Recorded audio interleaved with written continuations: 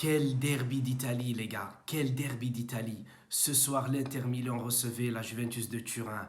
Et la Juventus y allait gagner 2 buts à 1. 2 buts à 1 ce soir. Devant 76 000 personnes au stade. 100 personnalités différentes.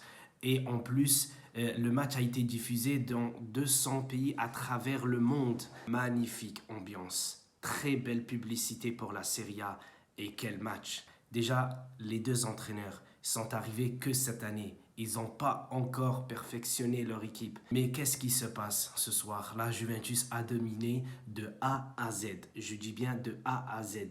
Au niveau du placement, de la tactique, de l'envie, de l'agressivité, des occasions, les buts, tout. Tout y était du côté de la Juventus ce soir. Pour commencer, l'Inter de Milan a joué en 3-5-2 comme contre Barcelone. Malheureusement, ils ont été très malchanceux là-bas. L'équipe n'a pas changé. De retour, Lukaku en attaque avec Lautaro Martinez que je trouve de plus en plus fort.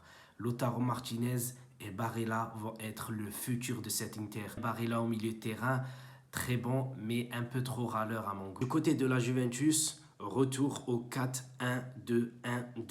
Et là, à la surprise, Dybala joue en attaque avec CR7. J'étais très très content. Pourquoi? Parce que Dybala, il est beaucoup plus dribbleur, beaucoup plus passeur, beaucoup plus feinteur. Ensuite, il a fait jouer Bernardeschi juste derrière les deux attaquants. On va parler de Bernardeschi un peu plus tard, vous allez me comprendre. Le match il commence, on sent que les deux équipes veulent presser très très haut et c'est la Juventus qui domine à ce jeu-là. Le but arrive de Dybala à la 4e minute. Très content, franchement je suis très très content pour lui. Il rentre dans la surface, il fixe le gardien, il ne réfléchit pas trop, frappe du gauche, la balle elle passe entre les jambes de Skriniar, petit filet. Handanovic ne pouvait rien faire. Magnifique. L'Inter Milan sonné par le but de Dybala, la Juventus qui presse très très haut, Ronaldo qui a le ballon du 2 buts à 0, mais malheureusement il tire sur la barre transversale. Je voyais Lukaku galérer comme pas possible face à Bonucci. Bonucci, c'est le patron défense. Bonucci, on l'a retrouvé cette saison. Et honnêtement, je suis très content qu'on ait retrouvé Bonucci. Pourquoi? Parce que, en fait, quand la Juventus est partie chercher De Ligt, tout le monde a pensé que Bonucci allait être sur le banc. Avec malheureusement la blessure de Chiellini, c'est Bonucci qui se retrouve en patron dans cette défense. Et là, il a maîtrisé son match de A à Z.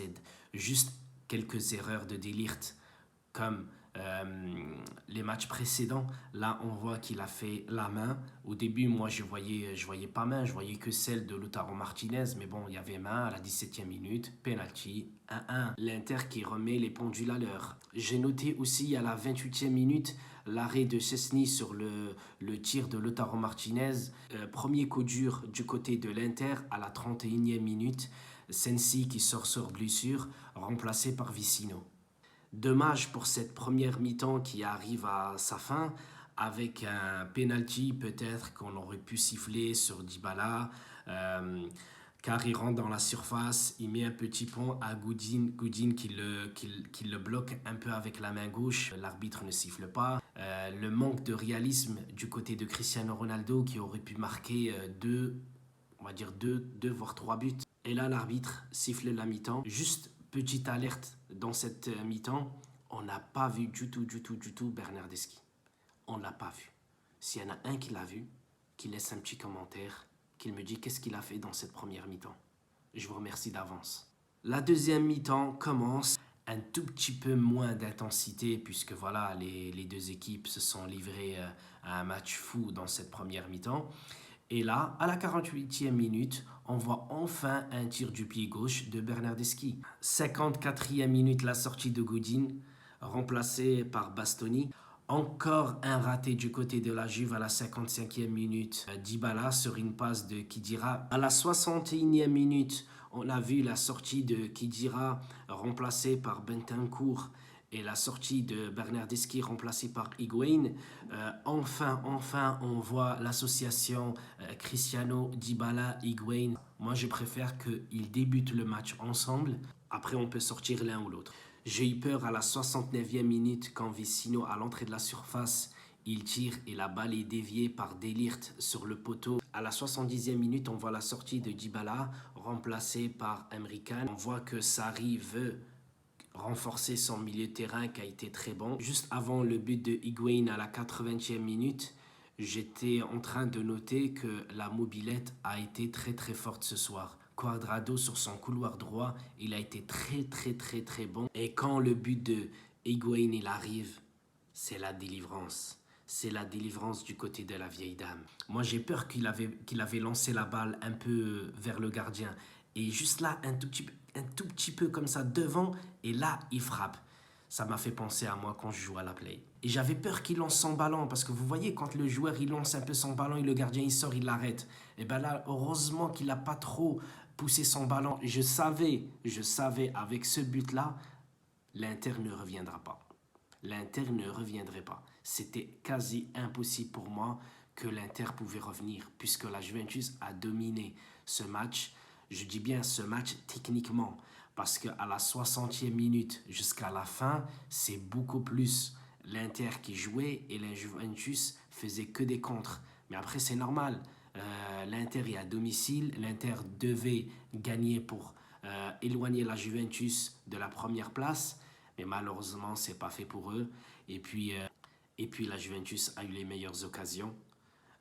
Sauf à la 85e minute. Heureusement, Szczęsny il sort sur Vecino qui nous sauve. Qu'est-ce que vous voulez dire de plus? Très belle victoire du côté de la Juve. Juste avant que je finisse cette vidéo, j'aimerais aussi parler de Lukaku. Lukaku, malheureusement, il n'a pas été très fort dans ce match-là. Physiquement, on voit c'est un joueur très puissant parce que plusieurs fois, on voit balancer Matuidi, etc. Mais quand tu te retrouves face à un Bonucci qui est fort aussi physiquement, un De Ligt qui est aussi jeune que toi, fort, ben on voit qu'il faut que tu compenses avec quelque chose d'autre.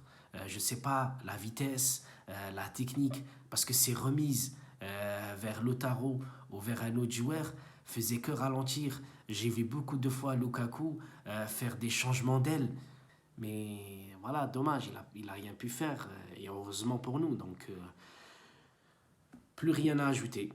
Donc je vous dis merci de m'avoir suivi, et à très bientôt pour de nouveaux matchs de la Juventus, et je vais poster demain une ou deux autres vidéos de PES. Voilà, merci beaucoup de m'avoir suivi, et je vous dis à très bientôt pour de nouvelles vidéos. Fino à la fine. Ciao.